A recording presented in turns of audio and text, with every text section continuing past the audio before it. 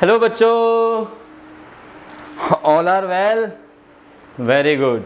मुझे पता है आप सभी बहुत अच्छे हैं और बहुत अच्छे से तैयारी कर रहे हैं आप लोग, और मेरे साथ जुड़े रहने के लिए बहुत बहुत थैंक यू बच्चों।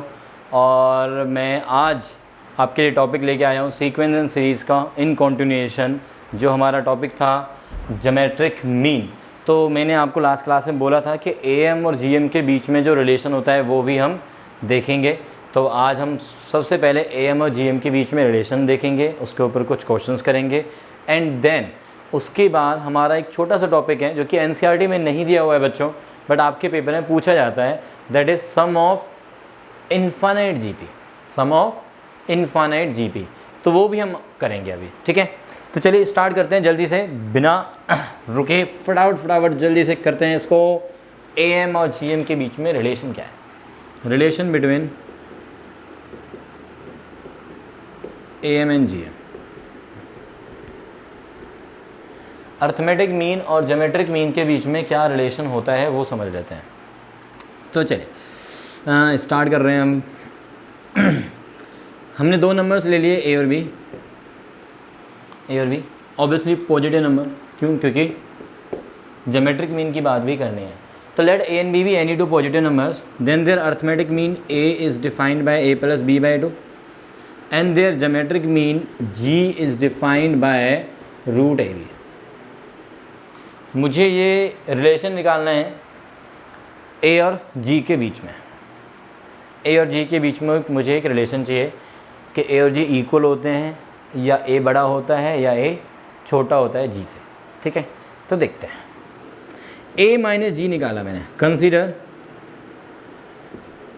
a minus. देखो a माइनस जी यदि ज़ीरो आ जाता है तो मैं कहूँगा कि अर्थमेटिक मीन और ज्योमेट्रिक मीन इक्वल होंगे। और यदि a माइनस जी पॉजिटिव आता है तो a बड़ा हो जाएगा g से, और इसी तरह से यदि नेगेटिव आता है तो a छोटा हो जाएगा g से। तो देख लेते हैं a माइनस जी आता क्या है।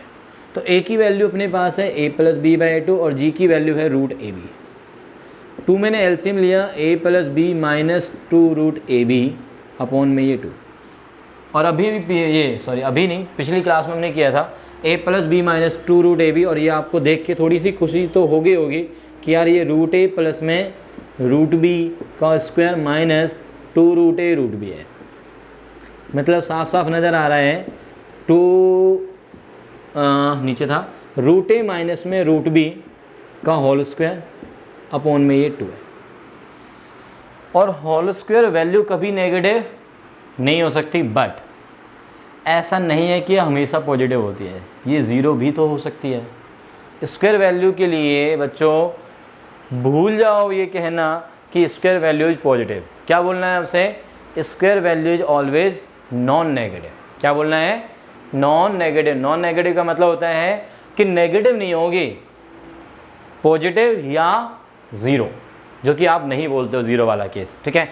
तो अब हमारे पास दो केस बन गए, या तो ये पॉजिटिव होगा या फिर ये ज़ीरो होगा। तो पहले मैं ज़ीरो वाला देखता हूँ कि a minus G equals to zero कब होगा? इफ़ एंड ओनली इफ ये तभी हो सकता है पॉसिबल जब ये वैल्यू ज़ीरो हो। कौन सी value? Root A minus root be zero. क्योंकि ये पूरा का पूरा ज़ीरो तब ही होगा ना जब ये पूरी वैल्यू अंदर वाली ज़ीरो होगी। इसका मतलब ये दोनों क्या होंगे? इक्वल।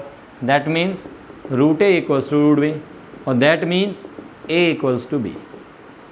और यहाँ से क्या आया था? a equals to G. इसका मतलब ये हुआ कि arithmetic mean is equals to geometric mean only when, कब होगा?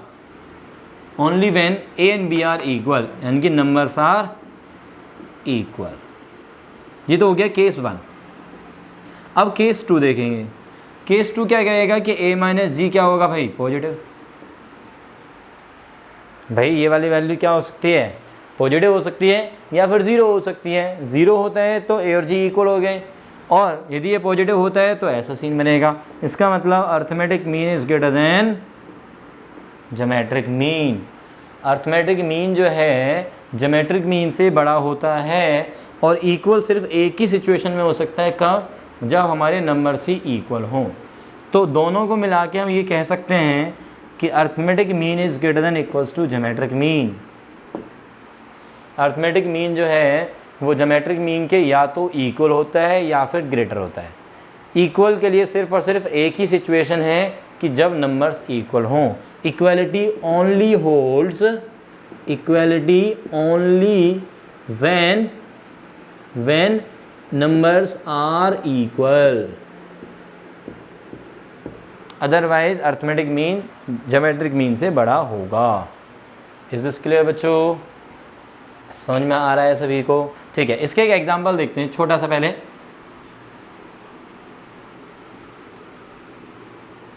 जैसे कि फॉर एग्जांपल मैं बोल देता हूँ कि 4 और 8 है यार, चलो 4 और 9 ले लेते हैं। 4 और 9, 4 और 9 का अर्थमेटिक मीन क्या होगा? अर्थमेटिक मीन 4 प्लस में 9/2, तो ये कितना हो गया? 13/2, 6.5।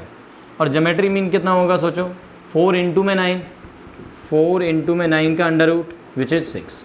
तो आप देख रहे हैं कि अर्थमेटिक मीन जो है वो ज्योमेट्रिक मीन से बड़ा है।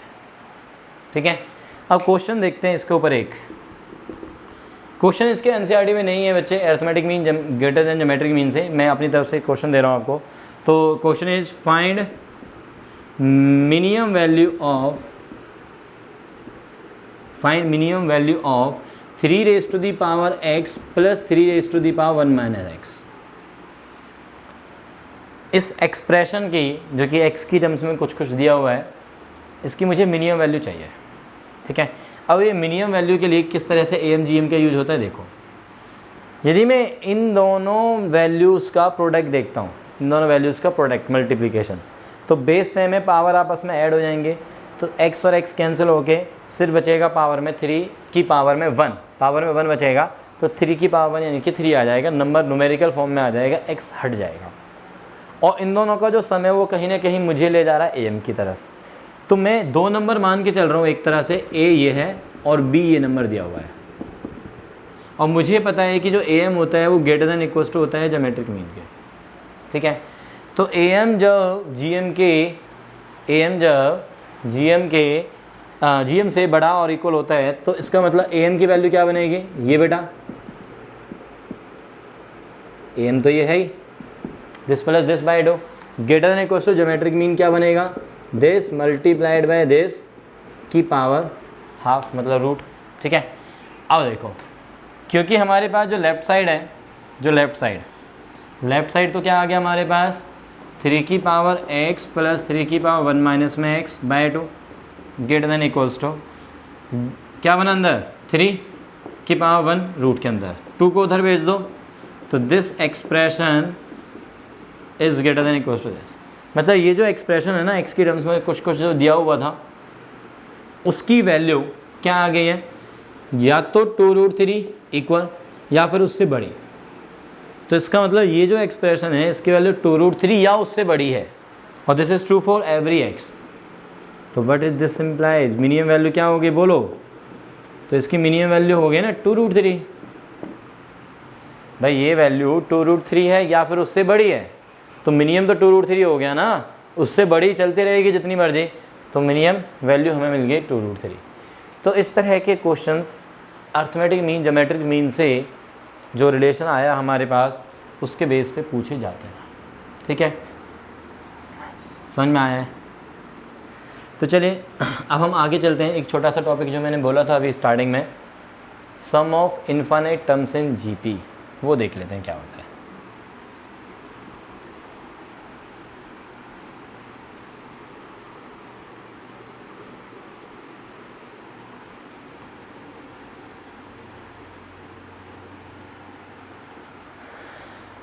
Sum of infinity terms, sum of infinite terms in GP में हम जनरली देखते हैं कि जो कॉमन रेशो होता है वो 1 से छोटा या 1 से बड़ा होता है। ठीक है, बट जब हम इनफाइनाइट GP की बात करेंगे तो वहाँ पे जो कॉमन रेशो होगा बच्चों वो 1 से छोटा होगा, वो 1 से छोटा होगा। और इनफैक्ट जो उसकी एब्सोल्यूट वैल्यू होगी कॉमन रेशो की, एब्सोल्यूट वैल्यू मतलब उसका जो मॉडुलस होगा, एब्सोल्यूट वैल्यू का मतलब होता है उसका मॉडुलस। ठीक है, मैंने आपको रिलेशन एंड फंक्शंस के अंदर मॉडुलस वाला पूरी कहानी सुनाई है, तो यदि आप मॉडुलस के बारे में और अच्छे से डिटेल में जानना चाहते हैं तो आप उसके लेक्चर को देख सकते हैं और वहाँ पे आपको अच्छे से कहानी समझ में आ जाएगी कि एब्सोल्यूट वैल्यू का क्या मतलब होता है। तो फ़िलहाल हमें अभी सिर्फ इतना ध्यान देना है कि जो कॉमन रेशो मिलेगा आपको 1 से लेस होगा। कब? जब हमारी कौन सी जीपी होगी? इनफाइनाइट जीपी होगी। इनफाइनाइट जीपी मतलब इनफाइनाइट टर्म्स होंगी, ठीक है।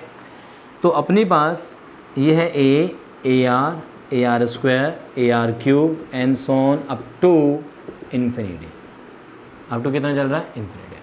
मतलब जो हमारी नंबर ऑफ़ टर्म्स थी n, नंबर ऑफ़ टर्म्स जो हम n बोलते हैं n, वो n जो है वो कहाँ पे चला गया है? इन्फिनिटी पे चला गया। और जो कॉमन रेशो मिलेगा बच्चों हम यहाँ पे आपको r, वो लेस देन 1 होगा। इनफैक्ट उसकी मॉडुलस वैल्यू भी लेस देन 1 होगी। मॉडुलस वैल्यू लेस देन 1 का मतलब होता है कि r की जो वैल्यू है ना वो आपकी -1 से +1 के बीच में होगी। इसका मतलब होता है कि r की वैल्यू क्या होगी बेटा? -1 से +1 के बीच में, ठीक है।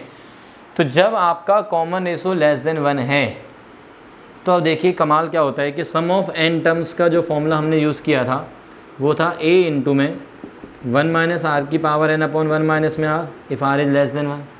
याद है ना?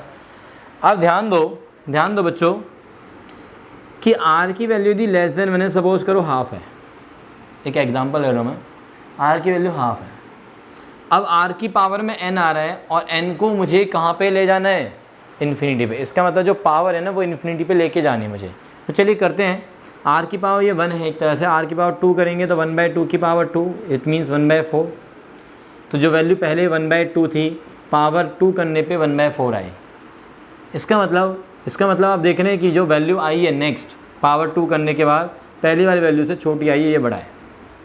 r के बाद 3 करोगे तो 1/8 आएगा, यानी कि 1/4 और ज़्यादा बड़ा हो गया, मतलब 1/2 और ज़्यादा बड़ा हो गया 1/8 से। r के बाद 4 करोगे 1/16 आएगा। इस तरह से आप सपोज़ करो r के बाद 10 ले जाते हो तो 1/1024, जो कि इस तरह से आप देख रहे हैं कि ये काफ़ी छोटा होता जा रहा है। अभी तो मैंने 10 पावर ली है, अब मैं सपोज़ करो r के बाद 100 कर देता हूँ, तो मीन्स 1/2 की पावर में 100। और आप सोच सकते हैं 1 के अपॉन में 2 की पावर 100 है। सोच के देखो 2 की पावर 100, 2 की पावर 10 जो आया था, 2 की पावर 10 कितने टाइम्स मल्टीप्लाई होगा? 10 टाइम्स। 2 की पावर 10 इंटू 2 की पावर 10 इंटू 2 की पावर 10, तब जाके 10 टाइम्स होके 2 की पावर 100 बनता है। तो 1024 इंटू 1024, फिर इंटू 1024, अगेन 1024, 10 टाइम्स मल्टीप्लाई करके सोचो आपकी वैल्यू कहाँ पहुँचेगी। मतलब this will be a huge value, 1 की अपॉन में ह्यूज वैल्यू। मतलब ऐसे सोचो कि मेरे पास 1 रुपया है और 2 की पावर 100 ऐसे सोच लो कि जितनी इंडिया में पॉपुलेशन है, वर्ल्ड तो छोड़ दो, चलो इंडिया की बोल लेते हैं, है ना। मैं बोल रहा हूँ कि मेरे पास 1 रुपया है और इंडिया की जो पॉपुलेशन है उन सभी में मुझे वो 1 रुपया डिस्ट्रीब्यूट करना इक्वली। 1 रुपया है टोटल और इंडिया के सभी लोगों में उसी 1 रुपये का मुझे डिस्ट्रीब्यूशन करना है इक्वली। तो सोच के बताओ कि आपको कितना मिलेगा? ऑलमोस्ट 0। इक्वल्स टू 0 नहीं होगा, इनफैक्ट ऑलमोस्ट 0 होगा, वो ना के बराबर होगा, कुछ भी नहीं मिलेगा। लाइक कि 130 करोड़ हिस्सों में मैंने 1 रुपये को बांटा है भाई। तो अब आप खुद अंदाज़ा लगा सकते हैं कि वो आपके हिस्से में कितना आएगा। तो दैट इज़ लाइक 1 अपॉन में 2 की पावर 100, ठीक है।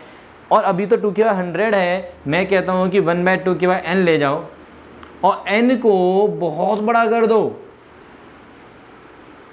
मतलब वर्ल्ड की पॉपुलेशन बना दो। तो फिर 1 रुपया फिर से जब हम देखेंगे तो आपके हिस्से में कितना आएगा? ऑलमोस्ट 0। जो पहले मिल रहा था ना इंडिया में, हम डिस्ट्रीब्यूट कर रहे थे, तो जो भी बन रहा था वो ऑलमोस्ट 0 भी, उसके भी और ज़्यादा टुकड़े हो गए अब। बट स्टिल 0 के इक्वल नहीं होगा 0 से कुछ ज़्यादा। 0 पॉइंट के बाद पता नहीं 50-60 जीरो जा रहे होंगे, एंड देन तब जाके कोई डिजिट देखने को मिलेगी अदर देन 0, ठीक है। तो इट मीन्स कहने का ये है कि जब हम r को लेस देन 1 ले रहे हैं इस कंडीशन को और n को इन्फिनिटी पे टेंड करा रहे हैं, यानी कि जब n इन्फिनिटी पे टेंड होगा तो ये बन जाएगा सम ऑफ इन्फिनिटी टर्म्स, और r की पावर जो n है वो किस पे टेंड कर जाएगा? 0 पे। तो this become a 1 minus zero upon में 1 माइनस आर, क्योंकि if R is less than 1 implies R की power n tends to 0 as n tends to infinity. ये टेंस टू का मतलब है कि ऑलमोस्ट उसके पास पहुंचने वाला। ये जो साइन बना रहा हूँ ना बेटा मैं, टेंस टू बोलते हैं इसको हम, और इसका मतलब है कि इसके बिल्कुल पास में पहुंच गया, एग्जैक्टली नहीं बट पास में। और जब हम सम ऑफ इन्फिनिट टर्म्स बोलते हैं तो वो इन्फिनिटी मतलब टेंस टू इन्फिनिटी होता है हमेशा, ठीक। तो that means sum of infinite terms क्या आ गया, a अपॉन 1 माइनस आर। तो ये हमारा बेसिक कॉन्सेप्ट हो गया है सम ऑफ इन्फिनिट टर्म्स का, कि यदि हमें जीपी दी हुई है जिसमें कॉमन रेशो लेस देन 1 है, तो उस जीपी की जो इन्फिनिट टर्म्स होंगी उनका सम कितना होता है, a upon 1 minus r, where r is the common ratio and a is the first term. Is this clear? Concept समझ में आ गया है बच्चों? Very good. तो चलिए इसका क्वेश्चन देख लेते हैं एक दो।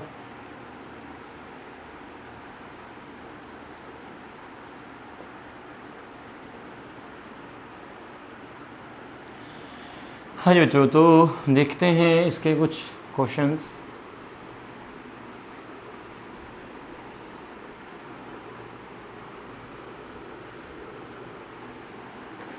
सम ऑफ इन्फिनिटी टर्म्स वाले क्वेश्चंस में हम आते हैं बेटा।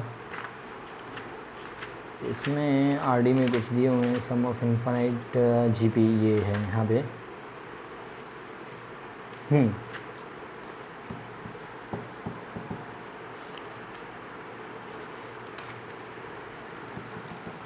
चलिए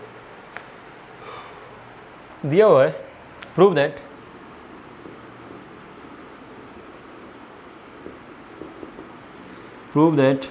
इफ़ 6 की पावर, इफ नहीं है 6 की पावर हाफ इंटू 6 की पावर 1/4, 6 की पावर 1/8, 6 की पावर चल रहा है up to infinite terms, up to infinite terms is equals to 6। ये मुझे प्रूव करना है। ये सब कुछ मल्टीप्लाई में है मुझे, जबकि अभी हमने जो फॉर्मूला किया है वो सम ऑफ इन्फिनिट टर्म्स का सम। ओके, जो हमारे पास लेफ्ट हैंड साइड है उसको मैं, क्योंकि ये बेसिस सेम है सारे 6 6 6 और पावर्स हमारे पास दी हुई हैं ऊपर, जब टर्म्स मल्टीप्लाई में हो और बेस सेम हो तो पावर आपस में ऐड हो जाती हैं। तो this is 1/2 plus 1/4 plus 1/8 up to infinite. अब इसको हम 6 की पावर में s कह देते हैं, ठीक है।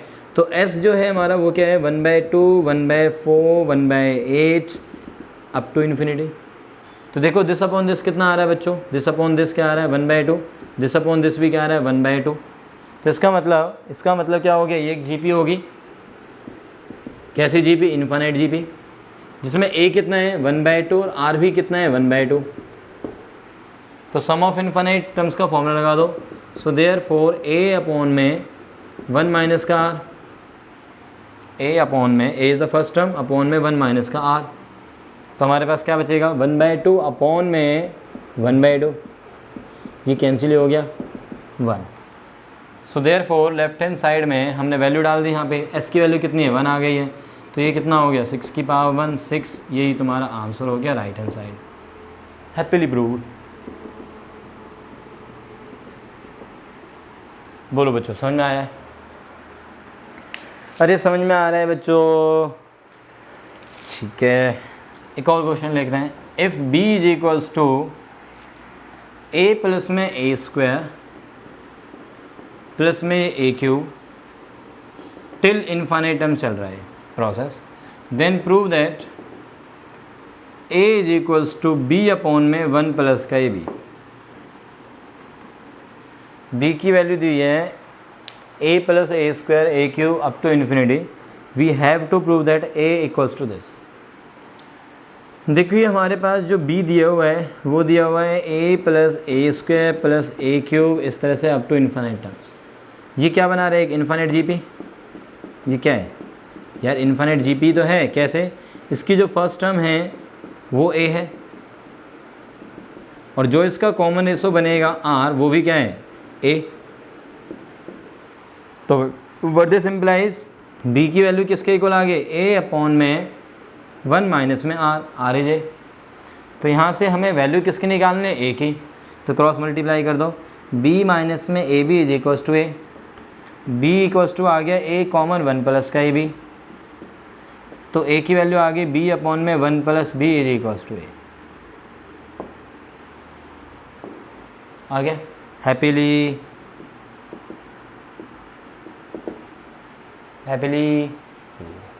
ओके। समझ में आ गया, कॉन्सेप्ट समझ में आ गया कि सम ऑफ इनफाइनाइट जीपी के केस में एक्चुअल में हमें करना क्या होगा, ठीक है। तो concept is clear to all. अभी एक और क्वेश्चन करते हैं, एक और क्वेश्चन देखते हैं बच्चों, तो इसको मैं अब कर रहा हूँ, ओके यहाँ तक, ठीक है।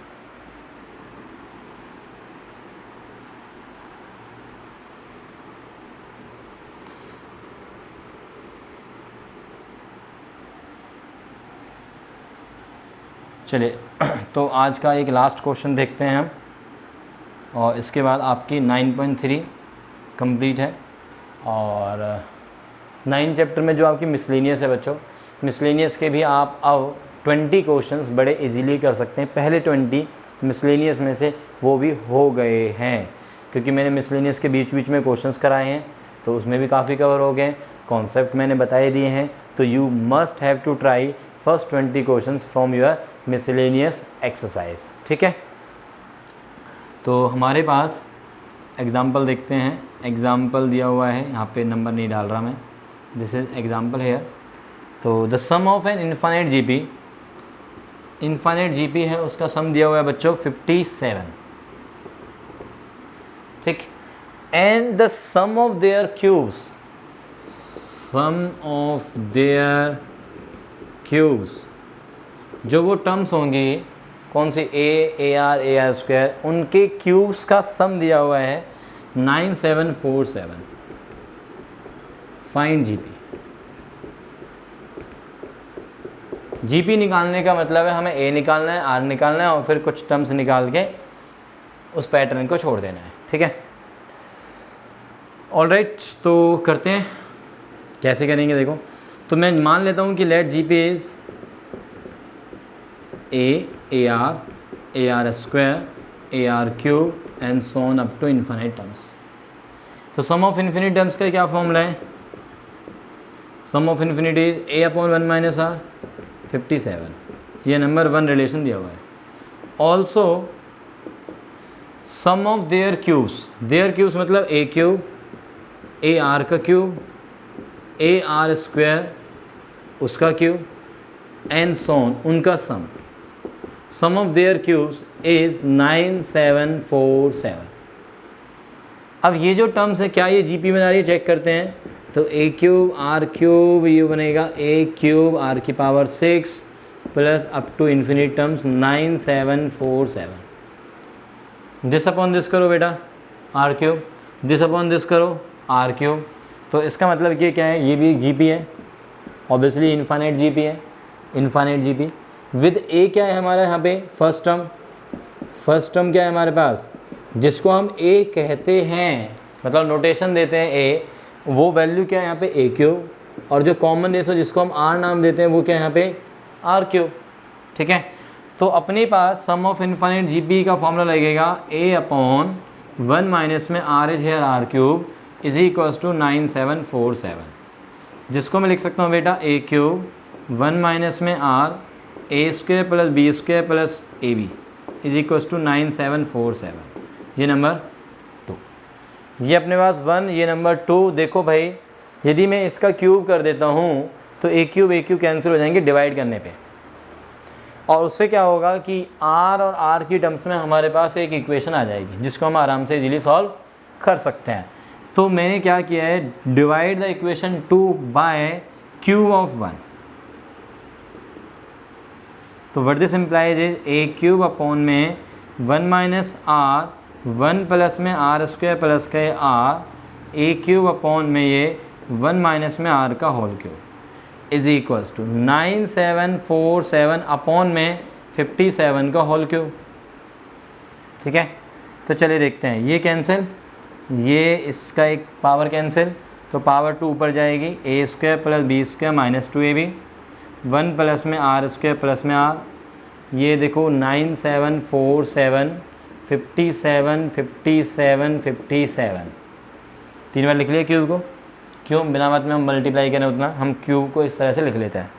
तो 19 से देखो मुझे नज़र आ रहा 19 3 जा 19 5 जा 95 बचा 2 24 1 बचा 5 तो ये 3। अगेन 19 से देखते हैं कि 19 3 जा 19 2 जा 38 बचा हमारे पास 13 19 7 जा 3 3 जा 9 9 3 जा और 3 से चला जाएगा 19। तो बस अब आप क्या करेंगे क्रॉस मल्टीप्लाई। तो 19 आर स्क्वायर 38 आर प्लस का ये 19 is equals to r square plus में ये आर प्लस का ये 1। कर लोगे सॉल्व?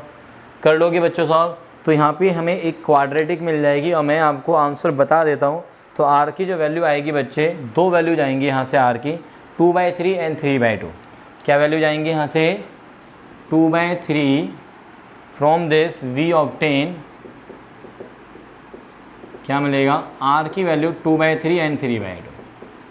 अब देखो क्योंकि हमारी इन्फाइनाइट जीपी थी बच्चों, ध्यान दो इधर, हमारी इन्फाइनाइट जीपी थी और इन्फाइनाइट जीपी में कभी भी कॉमन रेशो 1 से ज़्यादा नहीं होता। ये बात हम शुरुआत से लेके चल रहे हैं। तो ये वाली वैल्यू नॉट पॉसिबल हो गई। क्यों? क्योंकि आर की वैल्यू हमेशा ही लेस देन 1 होती है। सो देयरफॉर आर इज़ 2/3 आ गया। अब आर की वैल्यू 1 में डाल दो तो यहाँ से ए की वैल्यू आ जाएगी आपके पास। ए और आर पता है तो आपकी जीपी मिल जाएगी। समझ में आ गया? तो बस बच्चों मुझे लगता है कि आई थिंक ये कंप्लीट हो गया है। मतलब आप कर लोगे कंप्लीट, बहुत ही अच्छे बच्चे हैं आप। और यदि आपको कॉन्सेप्ट अच्छे समझ में आए हैं और आपको लगता है कि यार ये तो जो है और बच्चों के पास भी जानी चाहिए और सो दैट उन सबको बेनिफिट मिल सके, आपके जो भी रिलेशंस में हैं और जो कि यहाँ पे फरीदाबाद दिल्ली या आसपास नियरेस्ट नहीं रहते हैं, बहुत ज़्यादा दूर रहते हैं, तो उनको आप शेयर कीजिए और उनको बताइए कि हमारे राजीव सर हैं जो कि आपको फ्री ऑफ कॉस्ट पढ़ाएंगे। 11th-12th की मैथ्स में आप बहुत अच्छा स्कोर कर सकते हैं। कॉन्सेप्ट वाइज आपको हर कॉन्सेप्ट की नॉलेज होगी। तो प्लीज़ अपने फ्रेंड्स को शेयर कीजिए और उनको भी बोलिए कि वो इस चैनल को सब्सक्राइब करें एंड नोटिफिकेशन बेल आइकन ज़रूर प्रेस करें सो दैट सारी की सारी इन्फॉर्मेशंस विद उनकी मोटिवेशन आपको मिलेंगी ऑफ सारा कुछ। ठीक है? तो थैंक यू। ओके बच्चों, thank you, bye bye, take care.